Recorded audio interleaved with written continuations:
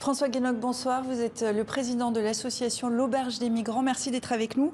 On vient de le voir dans ce reportage, les migrants se retrouvent dans des camps de fortune. Les candidats à l'exil paient-ils le prix fort de cette discorde entre la France et le Royaume-Uni ?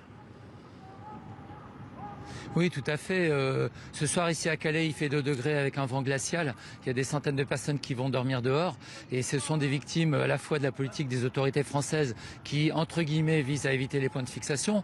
Donc, qui passent leur temps à expulser et à enlever les affaires personnelles des personnes migrantes ici. Et des autorités britanniques qui bloquent la frontière avec l'aide des Français et qui, en fait, ont supprimé pratiquement toute possibilité de passage légal vers la Grande-Bretagne.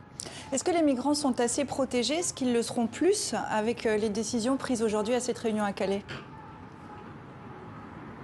Non, écoutez, on aurait presque pu écrire le communiqué avant la fin de la réunion. Il y a des généralités sur la nécessaire coopération et sur l'accueil en Europe. On ne sait pas très bien ce qu'il y a derrière. Il est surtout question des passeurs. Alors certes, la lutte contre les passeurs est nécessaire, mais elle est vaine. Elle est sans fin. En général, les personnes qui sont arrêtées sont plutôt les petites mains qui sont au service des passeurs. Les caïds sont à Bruxelles, à Paris, à Londres, à Kaboul, je ne sais où. Et il y a plusieurs réseaux. Et quand un réseau est démantelé, ce qui arrive quand même quelquefois complètement, il est remplacé par un autre. Non, parler des passeurs, centré sur la lutte contre les passeurs, c'est essayer de faire oublier les responsabilités du gouvernement français et britannique, le blocage de la frontière, l'impossibilité de passage légal aujourd'hui en Grande-Bretagne. Gérald Darmanin, le Premier ministre français, vient d'annoncer qu'un avion de Frontex arrivera sur place mercredi. Est-ce que vous y êtes favorable? Est-ce que ça va peut-être rendre les traversées de la Manche plus sûres?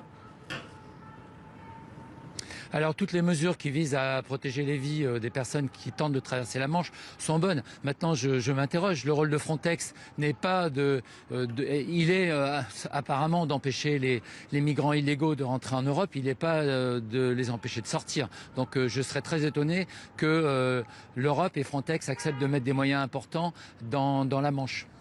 Les accords du Touquet stipulent que la frontière franco-britannique se situe en France. La question s'est beaucoup posée cette semaine. Est-ce qu'il faut les repenser selon vous ?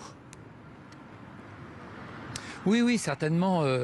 Il est nécessaire de remettre en cause ces accords. Il est nécessaire que la frontière britannique se retrouve comme précédemment, comme avant les accords, à Douvres et non pas à Calais, à Dunkerque ou à Dieppe. Les Britanniques doivent prendre la responsabilité des personnes qui arrivent en Grande-Bretagne, qui sont pas si nombreuses que ça. Les demandes d'asile en Grande-Bretagne sont à peu près la moitié de celles de la France. Donc prendre la responsabilité par rapport à ces personnes et accepter d'examiner les demandes des personnes qui ont besoin d'une protection. Les Britanniques n'étaient pas présents aujourd'hui à Calais. Est-ce bien utile une réunion comme celle-là sans eux ? Évidemment, il aurait peut-être été plus efficace si les Britanniques étaient présents. En même temps, actuellement, il y a un bras de fer entre la France et la Grande-Bretagne. Les choses n'avancent pas. La Grande-Bretagne, à mon avis, tient la France entre ses mains pour des raisons qui nous échappent et qui sont des raisons macroéconomiques. Excédent commercial important de la France vis-à-vis de la Grande-Bretagne.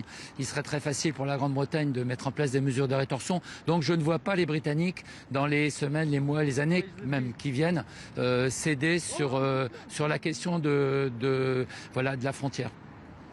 Même si l'Europe, et elle vient de le dire, se dit prête à travailler avec les Anglais ? Il faudra voir qu'est-ce que ça veut dire, sur quoi on veut travailler. Si c'est seulement sur la question des passeurs, j'ai donné mon opinion là-dessus. Est-ce que l'Europe sera assez forte pour faire pression sur les Britanniques, pour que les Britanniques, par exemple, remettent en place le rapprochement familial qui est stoppé depuis le Brexit? Je suis très sceptique, on verra. Merci beaucoup François Guénoc d'avoir été avec nous depuis Calais à l'issue donc de cette réunion européenne sur cette tension migratoire dans la Manche. Merci beaucoup.